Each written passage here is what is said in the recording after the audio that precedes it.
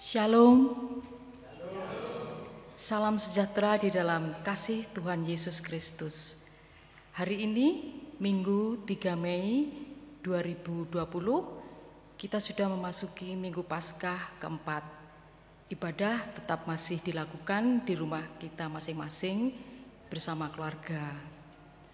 Kami berharap Bapak, Ibu, Saudara, dan anak-anak yang terkasih senantiasa dalam lindungan kasih setia Tuhan, sehingga kita terus dikuatkan dalam iman dan pengharapan. Hari ini ibadah akan dipimpin oleh Bapak Pendeta Legal Hendriawan. Bapak, Ibu, Saudara, dan anak-anak sekalian yang dikasihi dan mengasihi Tuhan, untuk mengawali ibadah saat ini, mari kita dengan penuh sukacita bersama-sama memuji Tuhan dari Kidung Jemaat 18 ayat 1.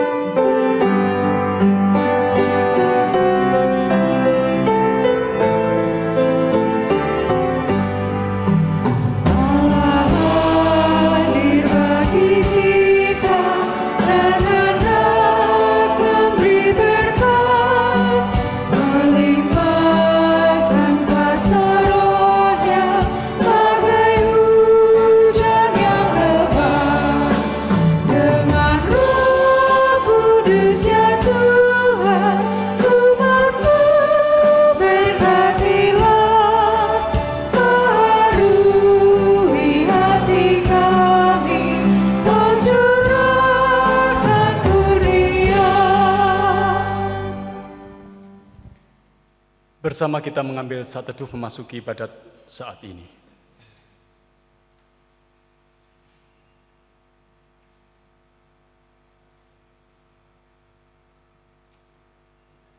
Kita kuduskan ibadat kita dengan pengakuan pertolongan kita datang dari Allah Bapa, Sang Pencipta, yang kasih setianya kekal. Salam sejahtera yang berasal dari Allah Bapa di dalam pengasihan Tuhan Yesus Kristus ada bersama dengan saudara-saudara jemaatnya. Amin. Bapak, Ibu, dan saudara-saudara, dan anak-anakku yang terkasih di dalam nama Tuhan Yesus, tema ibadat kita pada saat ini kita terima dari kitab Mazmur pasal 23, ayat 1 dan ayat yang kedua. Tuhan adalah gembalaku, takkan kekurangan aku. Ia membaringkan aku di padang yang berumput hijau. Ia membimbing aku ke air yang tenang. Amin.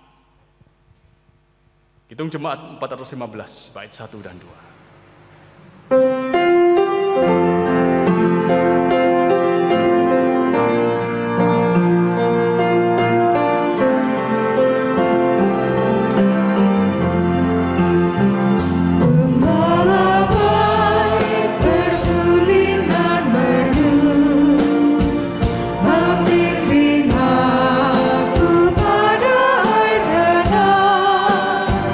Dan memberi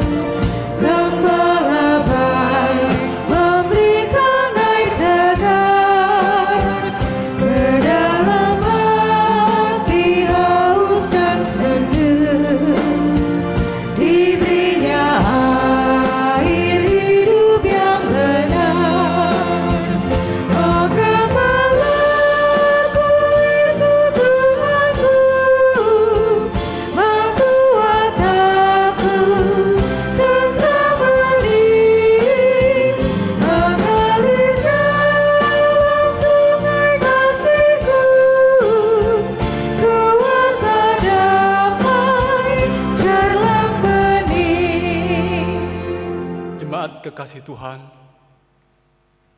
kita mengakui bahwa Tuhan adalah gembala agung atas hidup kita. Dialah yang memimpin, Dialah yang memelihara, Dialah yang mengarahkan kehidupan kita sehingga kita boleh ada dalam kebenaran. Dan Ia selalu menghendaki supaya kita tetap ada dalam kebenaran itu. Namun mari kita perhatikan dalam hidup ini, saudara-saudara. Apakah kita memang sungguh-sungguh selalu berada dalam kebenaran sebagaimana tuntunannya? Sering sekali tidak. Kita sering tidak menurut apa yang menjadi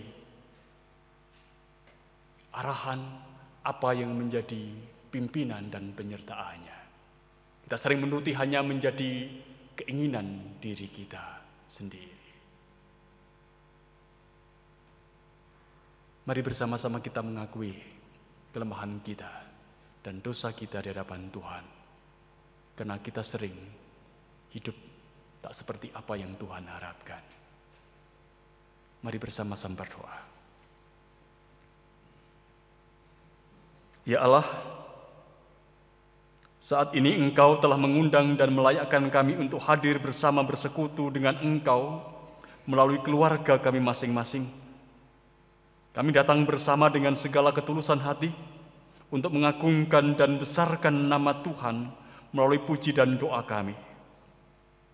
Ya Bapa, jauhkanlah dari diri kami kalau kesah, kepahitan diri, kekecewaan, kemarahan, dendam dan benci dalam batin kami, yang semuanya ini akan mengganggu relasi kami dengan Engkau.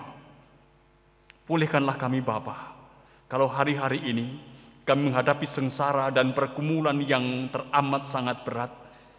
Tuhan yang mengerti apa yang kami hadapi dan tahu apa yang menjadi batas kekuatan kami.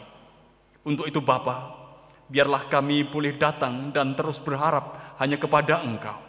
Kami boleh terus menyandarkan pengharapan kami hanya kepada Engkau dalam Kristus Yesus. Ampuni kami selama ini, kalau kami sering hidup berjalan menurut kehendak kami sendiri dan mengabaikan apa yang menjadi kehendak-Mu. Ampuni kami kalau kami ada dalam keberadaan di mana kami hidup dalam kesombongan dan keangkuhan, sehingga membuat banyak orang lain merasa sakit hati, merasa dirugikan, dan merasa kehilangan simpati. Ampuni kami Tuhan, manakala Engkau melihat ada banyak dosa yang sesungguhnya ada dan terjadi, dan kami pada saat ini dengan segala ketulusan mengakuinya. Biarlah kasih-Mu yang melayakkan kami untuk menikmati persekutuan kami dan melayakkan kami menerima anugerah-Mu. Tuhan, hapuskanlah dosa kami. Perbaurulah kehidupan kami dalam karya Roh Kudus, sehingga kami sungguh-sungguh menjadi manusia baru. Kami mengungkapkan doa kami dalam nama Tuhan Yesus. Amin. Siapapun yang dengan jujur mengakui segala dosanya, Tuhan beritakan kepada kita berita pengampunannya. Surat Rasul Paulus kepada jemaat di Roma pasal 8 ayat yang pertama dituliskan kepada kita, demikianlah sekarang tidak ada penghukuman bagi mereka yang ada dalam Kristus Yesus. Amin. Seiring dengan berita pengampunan, mari kita kembali agungkan Tuhan. Kita jemaat nomor 33, bait 2 dan bait yang ketiga.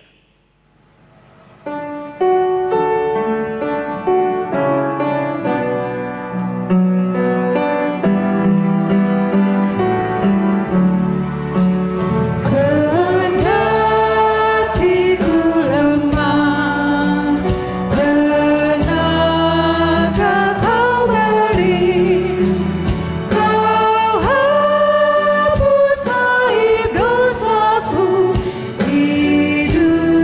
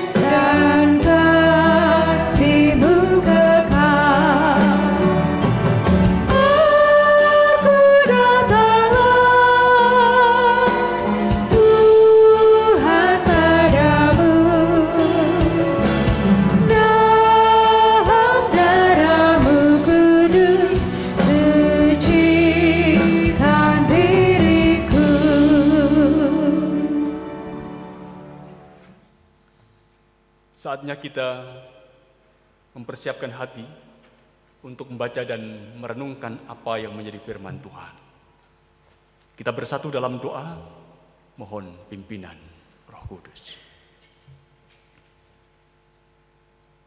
Ya Allah, atas kasih setiamu, Kau perkenankan kami untuk merasakan dan menikmati hadirat-Mu di sepanjang hidup yang kami hidupi. Dan kami juga boleh bersyukur karena Engkau juga memberi kesempatan bagi kami untuk memaknai kehadiran Tuhan dari waktu ke waktu dalam kebersamaan persekutuan keluarga-keluarga kami. Saatnya hari ini, di hari yang indah ini Tuhan, kami rindu Tuhan sapa. Dan bersama kami mencari untuk menemukan firman Tuhan dan kebenarannya.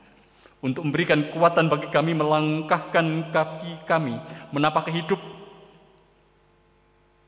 Dan kami percaya Tuhan merancangkan yang terbaik atas kehidupan kami sehingga semua mendatangkan kebaikan. Seperti domba-domba yang selalu mengenal suara gembalanya. Biarkanlah kami anak-anak-Mu hanya juga akan mendengar dan mengenal suara Tuhan. Suara yang mengarahkan, suara yang mengingatkan, suara yang menghiburkan dan memampukan kami untuk menjalani hidup melalui jalan kebenaran Tuhan. Berfirmanlah ya Allah, kami sedia mendengarkannya dalam Kristus Yesus. Amin. Firman Tuhan yang akan kita baca dan kita renungkan terambil dari Yohanes pasal 10 ayat 1 sampai dengan 10 yang demikian. Aku berkata kepadamu, sesungguhnya siapa yang masuk ke dalam kandang domba dengan tidak melalui pintu, tetapi dengan memanjat tembok, ia adalah seorang pencuri dan seorang perampok. Tetapi siapa yang masuk melalui pintu, ia adalah gembala domba. Untuk dia, penjaga membuka pintu dan domba-domba mendengarkan suaranya, dan ia memanggil domba-dombanya masing-masing menurut namanya, dan menuntunnya keluar. Jika semua dombanya telah dibawanya keluar, ia berjalan ke depan mereka, dan domba-domba itu mengikuti dia, karena mereka mengenal suaranya. Tetapi seorang asing pasti tidak mereka ikuti, malah mereka lari daripadanya, karena suara orang-orang asing tidak mereka kenal. Itulah yang dikatakan Yesus dalam perumpamaan kepada mereka. Tetapi mereka tidak mengerti apa maksudnya, ia berkata demikian kepada mereka. Maka kata Yesus sekali lagi, Aku berkata kepadamu, sesungguhnya akulah pintu ke domba-domba itu. Semua orang yang datang sebelum aku adalah pencuri dan perampok, dan domba-domba itu tidak mendengarkan mereka. Akulah pintu, barang siapa masuk melalui aku, ia akan selamat, dan ia akan masuk dan keluar dan menemukan padang rumput. Pencuri datang hanya untuk mencuri dan membunuh dan membinasakan. Aku datang supaya mereka mempunyai hidup dan mempunyainya dalam segala kelimpahan. Demikianlah kesaksian firman Tuhan. Yang berbahagia adalah setiap orang yang mendengar dan meliharanya di dalam hidup. Amin.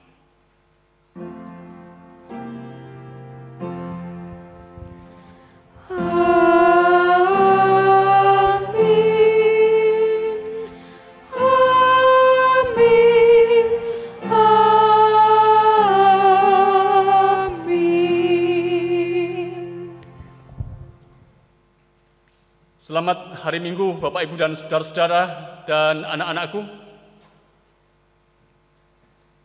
Biarkanlah kasih setia Tuhan akan tetap boleh kita rasakan dan kita alami. Sekalipun kita masih tetap ada dalam peribadatan Minggu di tengah keluarga kita masing-masing. Saat ini kita bersama-sama merenungkan firman Tuhan dari Injil Yohanes pasal 10 ayat 1 sampai ayat yang ke-10. Tapi sebelumnya saya ingin mengajak kepada saudara-saudara semuanya untuk memperhatikan ayat yang ke-7 dan ayat yang ke-9. Dua ayat ini akan menjadi titik tolak kita untuk merenungkan apa yang di firman Tuhan. Kembali saya bacakan. Maka kata Yesus sekali lagi, aku berkata kepadamu, sesungguhnya akulah pintu ke domba-domba itu. Ayat yang ke-9. Akulah pintu. Barang siapa masuk melalui aku, ia akan selamat, dan ia akan masuk dan keluar dan menemukan padang rumput. Bapak, Ibu, dan saudara-saudara, dan anak-anak yang terkasih di dalam nama Tuhan Yesus, saat ini, untuk bisa berdiri di tempat ini, dan kembali menyapa Bapak, Ibu, dan saudara-saudara semua, melalui peribadatan ini, sesungguhnya saya sudah melewati banyak pintu.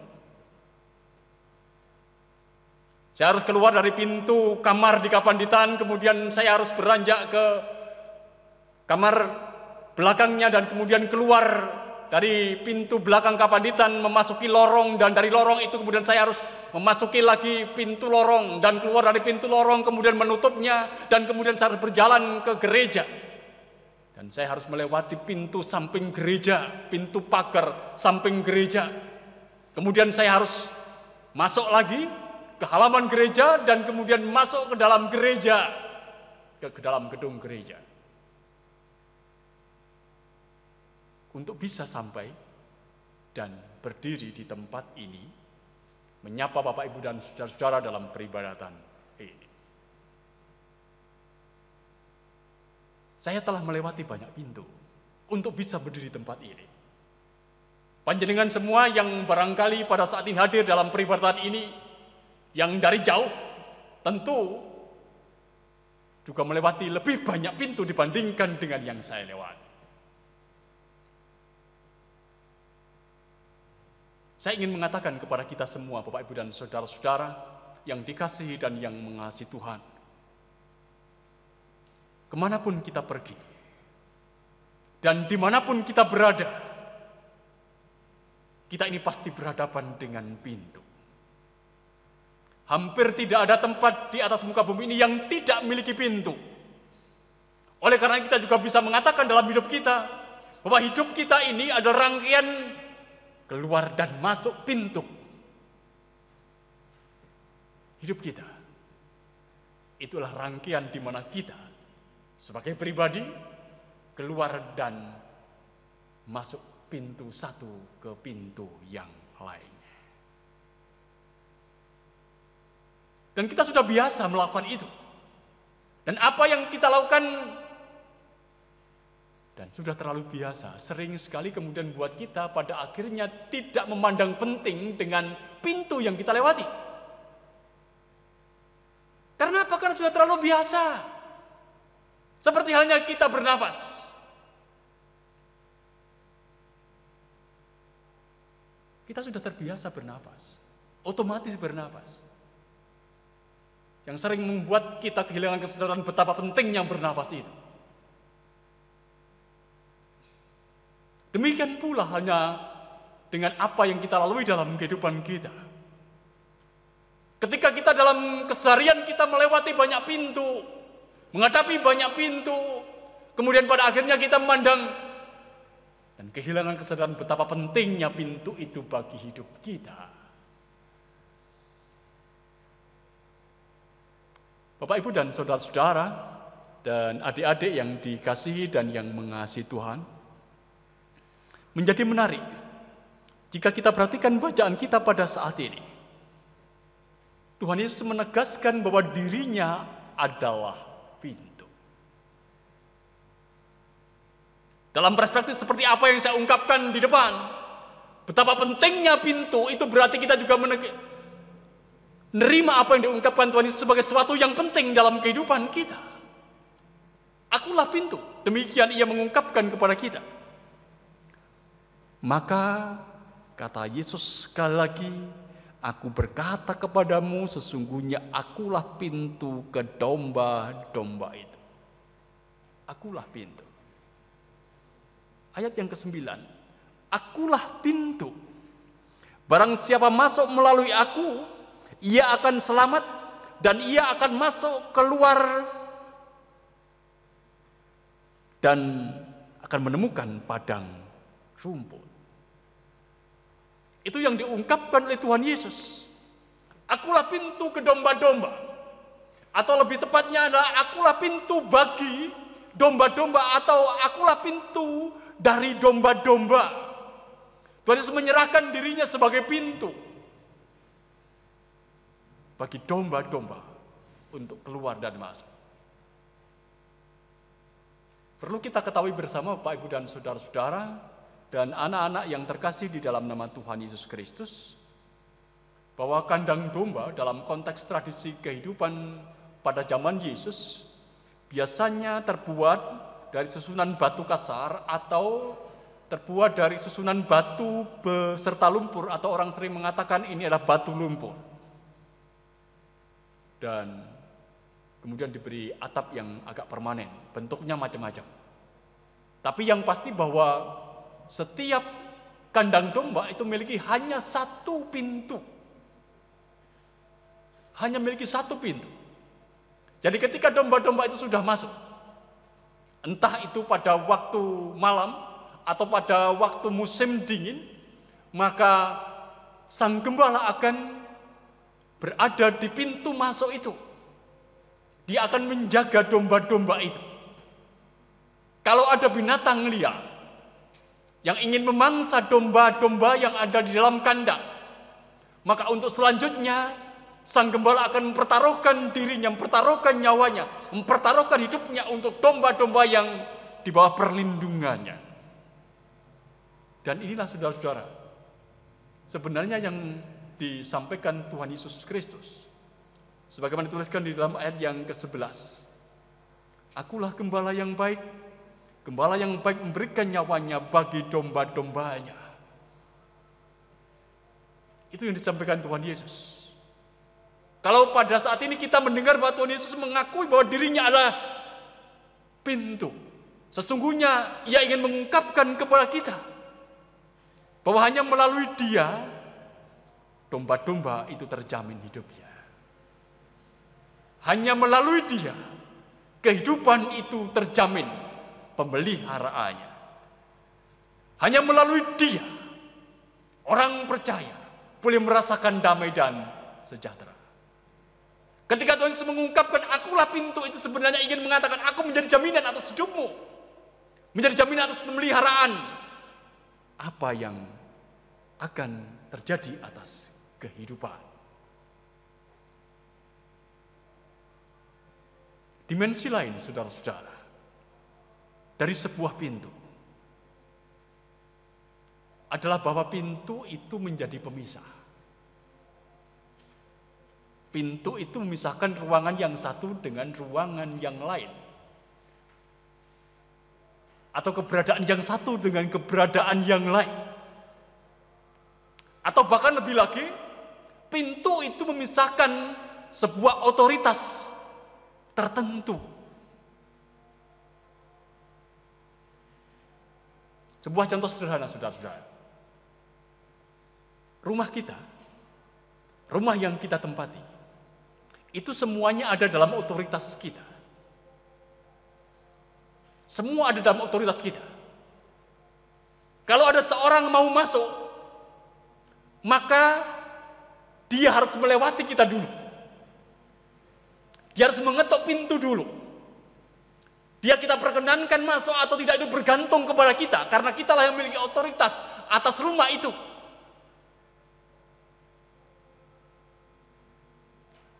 Dan otoritas itu, saudara-saudara, adalah otoritas yang kuat,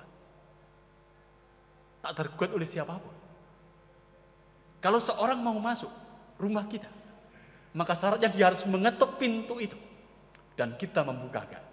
Itu bergantung kepada kita yang memiliki otoritas atas rumah kita. Demikian pula halnya kalau kita bekerja di kantor misalnya. Di kantor itu ada banyak ruangan, dan setiap ruangan itu dipisahkan oleh pintu-pintu. Dan kita tahu, saudara-saudara, tidak setiap ruangan itu bisa dimasuki oleh orang lain sebegitu mudah. Karena apa? Pintu itu memisahkan otoritas yang satu dengan yang lain. Ruangan sang pemimpin tidak serta-merta mudah dimasuki oleh orang lain. Jadi sesungguhnya Bapak Ibu dan saudara-saudara yang dikasihi dan yang mengasihi Tuhan, pintu itu bukan sekedar bilah kayu atau bilah papan yang melaluinya kita ini masuk dan keluar. Tetapi pintu itu juga memiliki arti yang simbolik, yang lebih menunjuk kepada seorang yang dipercaya, dan melaluinya kita mendapatkan akses pada otoritas tertentu. Contoh paling gampang, saudara-saudara. Kalau kita mau ketemu dengan orang yang memiliki jabatan tinggi, begitu, tidak serta-merta kita akan bisa bertemu dengan dia, kan? Kita harus ada janjian dulu. Janjinya bukan dengan orang itu, tapi pada orang yang dipercaya oleh orang itu. Orang dipercaya. Yang pada akhirnya dengan melalui orang itu pula, pada akhirnya kita berjumpa dengan orang yang kita anggap sebagai orang penting itu. Bapak, Ibu, dan saudara-saudara, dan adik-adik, dan anak-anak yang terkasih di dalam nama Tuhan Yesus, Tuhan Yesus dengan berkata, "Akulah pintu." Dia mau mengatakan kepada kita bahwa melalui dia, seseorang bisa menemukan, bisa mendapatkan satu keadaan tertentu. Atau melalui dia, seseorang bisa mengakses otoritas tertentu.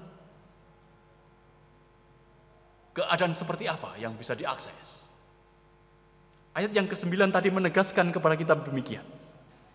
"Akulah pintu.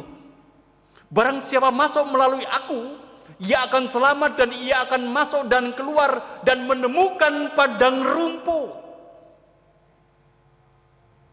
Siapapun yang datang melalui dia, yang masuk melalui dia, yang ada di dalam dia, yang mengakui bahwa dia adalah pintu, saudara-saudara, maka dia akan menemukan padang rumput.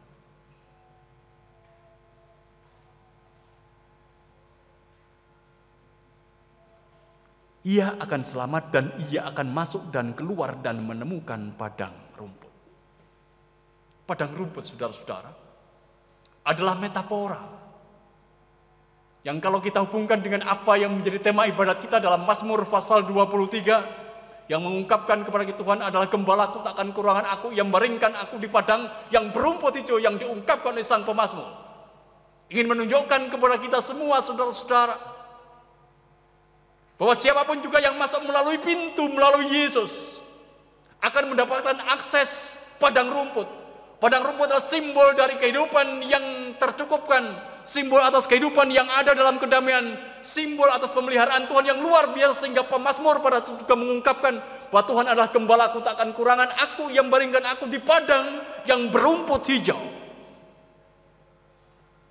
Padang rumput adalah kehidupan yang ideal, keadaan yang penuh dengan damai dan sejahtera, keadaan yang menenteramkan, menunjuk pada pemeliharaan Tuhan yang sempurna bagi umat yang dipilihnya. Membuat seorang menjadi tidak takut, tidak khawatir menjalani hidupnya. Dan Tuhan Yesus menjamin kehidupan seperti ini, saudara-saudara.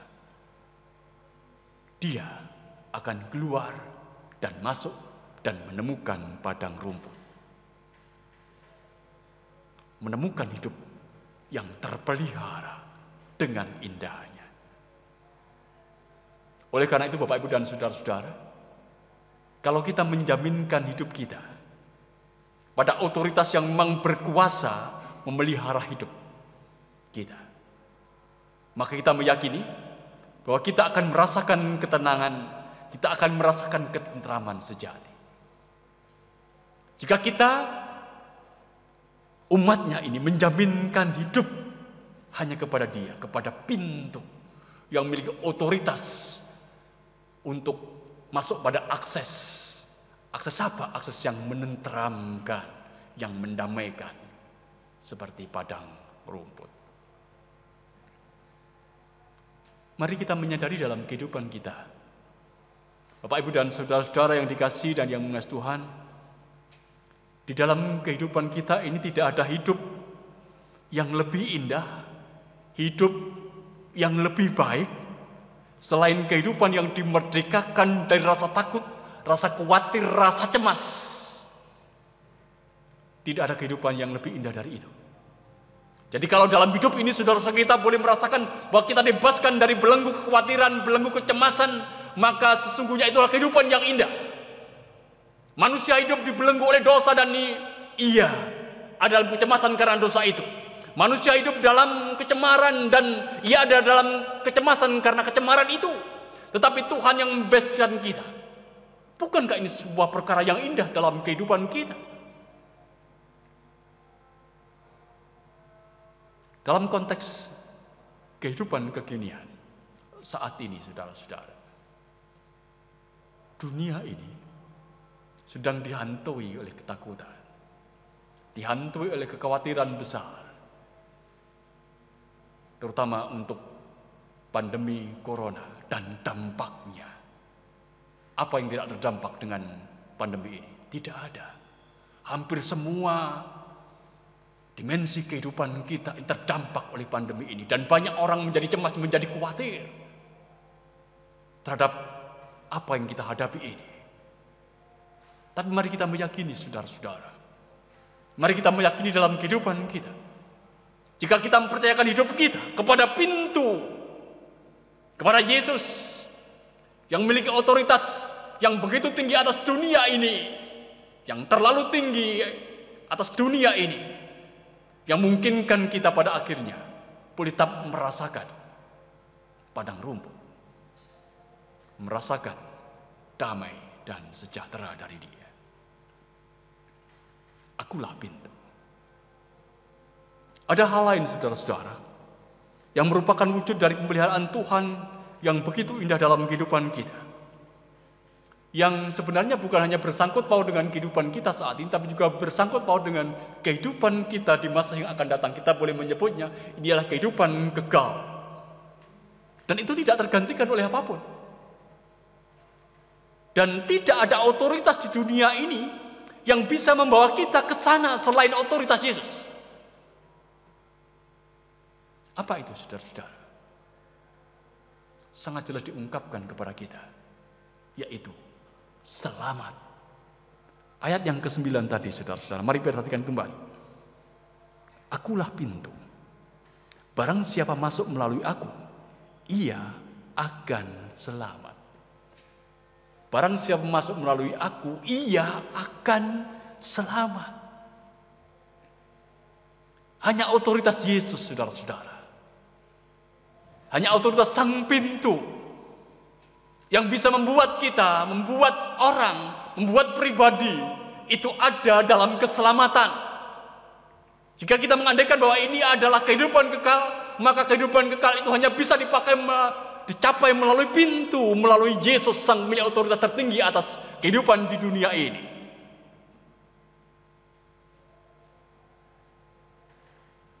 Memang ada banyak orang yang berkata, banyak jalan menuju Roma, begitu. Artinya banyak jalan untuk mencapai tujuan tertentu di dalam kehidupan manusia. Untuk sampai tiba pada tujuan tertentu itu ada banyak cara, ada banyak jalan, ada banyak strategi. Tetapi apakah ada banyak jalan untuk mengakses keselamatan? Apakah ada banyak jalan untuk mengakses keselamatan, kehidupan kekal? Tuhan Yesus mengatakan, saudara-saudara, tidak. Yesus mengatakan kepada kita, akulah pintu. Barang siapa masuk melalui aku, ia akan selamat. Dan dia akan keluar dan masuk dan akan mendapatkan padang rumput. Saudara-saudara, itulah yang dikatakan oleh Tuhan Yesus. Oleh karena itu, Bersukacitalah kita, karena kita ini adalah domba-domba yang bisa mengakses otoritas selamat itu di dalam Tuhan Yesus. Bersukacitalah dan berbahagialah kita, saudara-saudara, karena kita ini akan menemukan padang rumput dimanapun kita berada, ketika kita mempercayakan hidup kita pada Sang Gembala Agung kita, Yesus, yang menegaskan kepada kita bahwa Dia juga adalah pintu. Satu hal yang pasti, saudara-saudara, yang sekiranya ini terus kita tegaskan dalam diri kita. Mari, jaminkan hidup kita ini pada Yesus yang adalah pintu satu-satunya untuk mengakses keselamatan dari Allah. Amin. Sejenak kita mengambil saat teduh.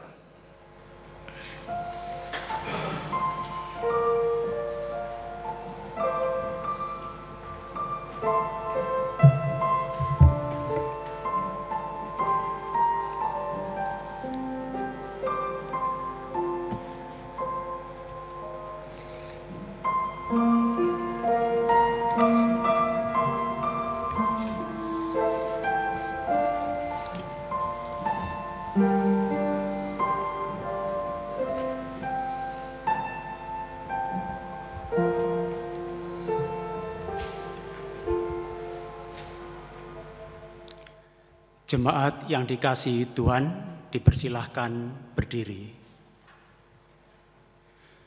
Bersama dengan orang-orang percaya lain di muka bumi, marilah kita perbarui iman percaya kita dengan mengucapkan pengakuan iman rasuli yang demikian.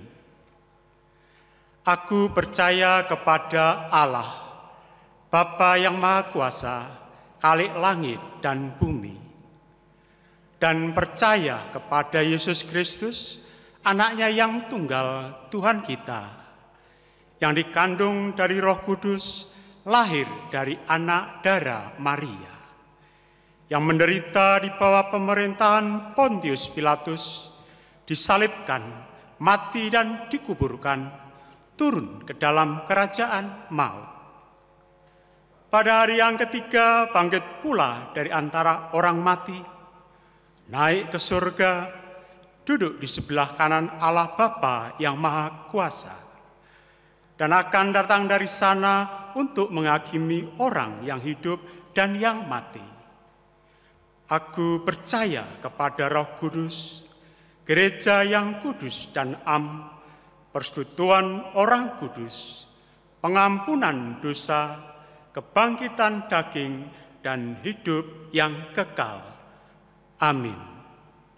Jemaat dipersilahkan duduk. Jemaat yang dikasihi dan yang mengasihi Tuhan, saatnya kita akan mendengarkan satu persembahan pujian dari Talun Voice dengan judul Ku Perlu Engkau, Tuhan.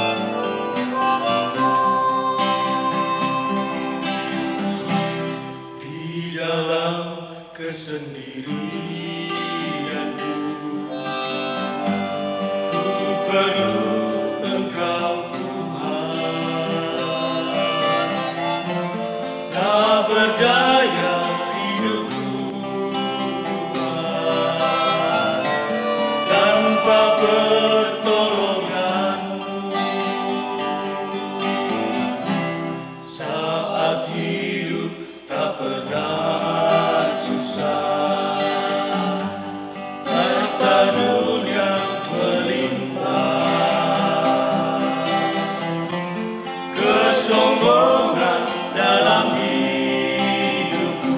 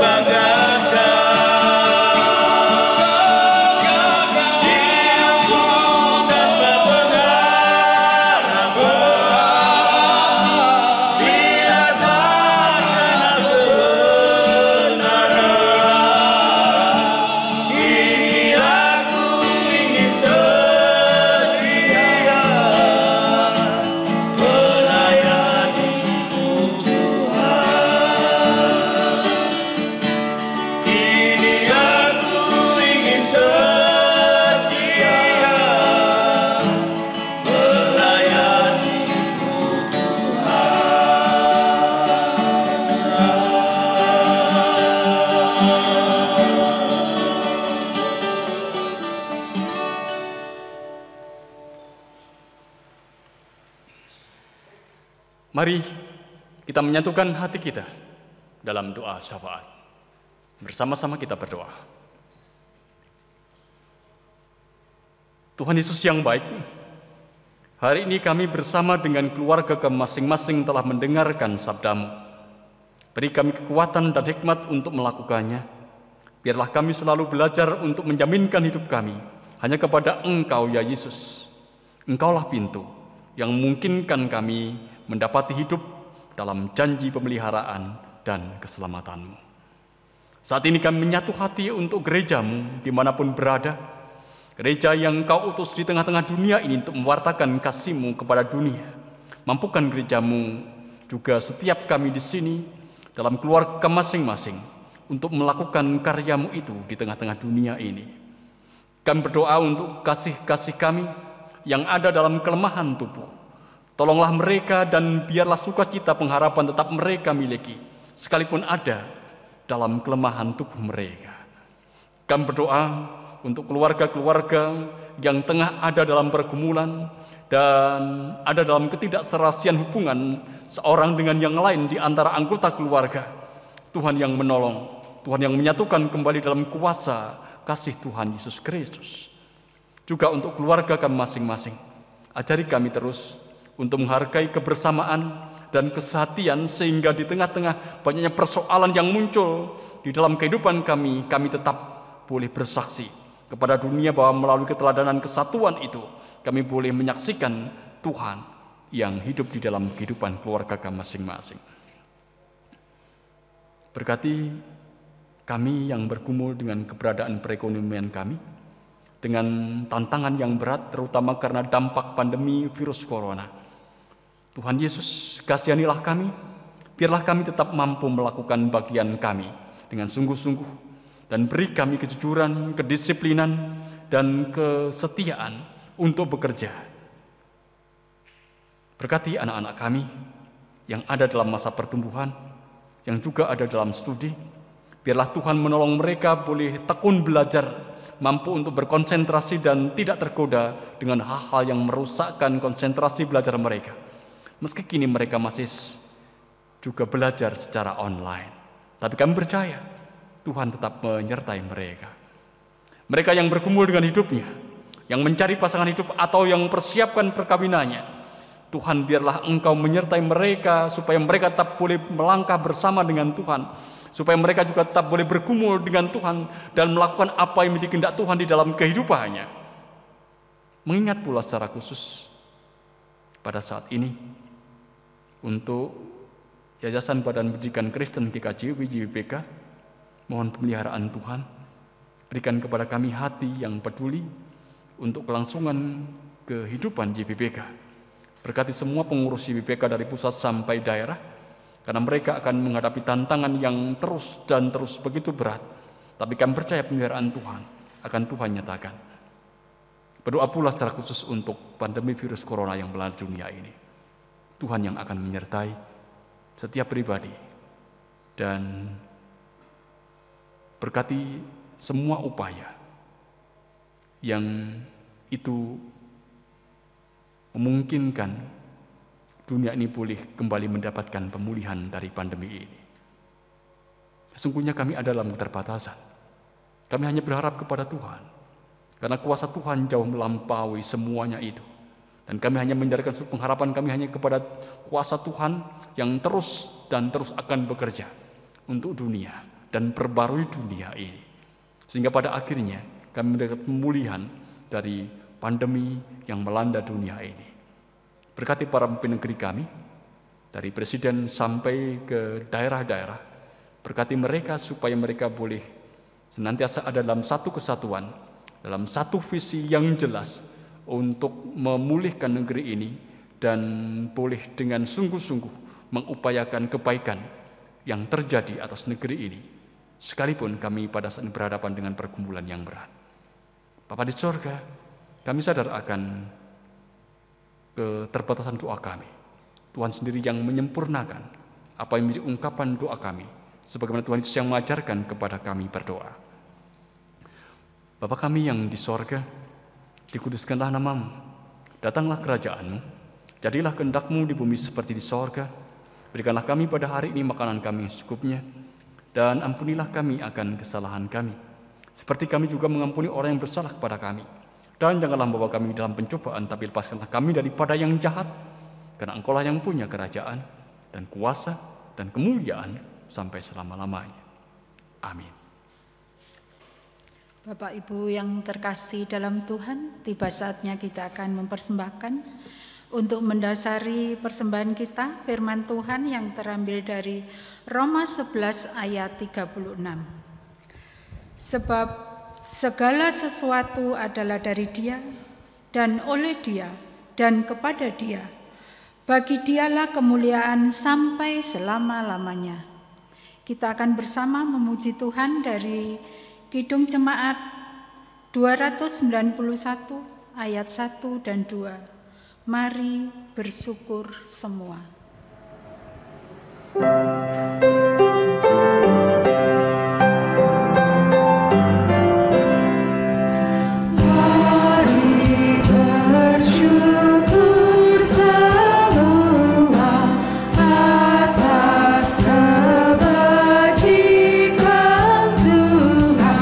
Kasih percaya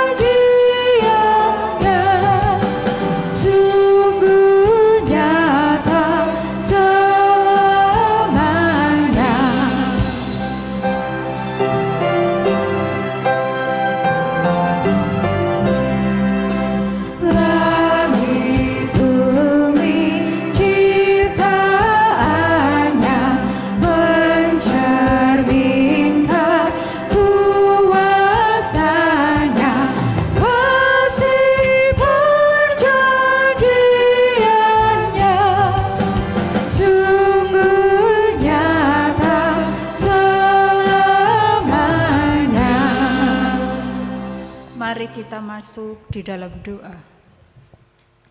Ya Tuhan Allah yang Maha Kasih, kami bersyukur atas segala pemberian-Mu kepada kami, sehingga kami masih menikmati hari pemberian-Mu ini.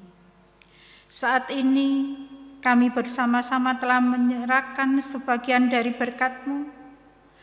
Persembahan ini tidak sebanding dengan berkat yang Engkau berikan. Terimalah dan berkatilah persembahan ini ya Tuhan, agar dapat menjadi sarana pelebaran kerajaan-Mu di bumi ini. Ajar kami untuk senantiasa mempersembahkan seluruh kehidupan kami. Berkati juga para pengelola persembahan, berilah mereka hikmat, sehingga mereka dapat mengelola persembahan ini dengan baik. Terima kasih Tuhan, inilah doa persembahan kami, yang kami naikkan di dalam nama Tuhan kami Yesus Kristus, yang adalah sumber berkat bagi kami semua. Haleluya, amin. Jemaat kekasih Tuhan, kita akan mengakhiri ibadat kita pada saat ini. Kita akan kembali dalam kehidupan keseharian kita, dan mari kita mengakui bahwa hidup yang kita jalani barangkali tidak akan sejalan dengan apa yang menjadi pemikiran dan harapan kita. Oleh karena itu, mari jaminkan hidup kita hanya kepada Dia, kepada Yesus. Dialah sang pintu yang memberikan jaminan atas pemeliharaannya dalam hidup kita. Hitung jemaat nomor 407 bait yang pertama.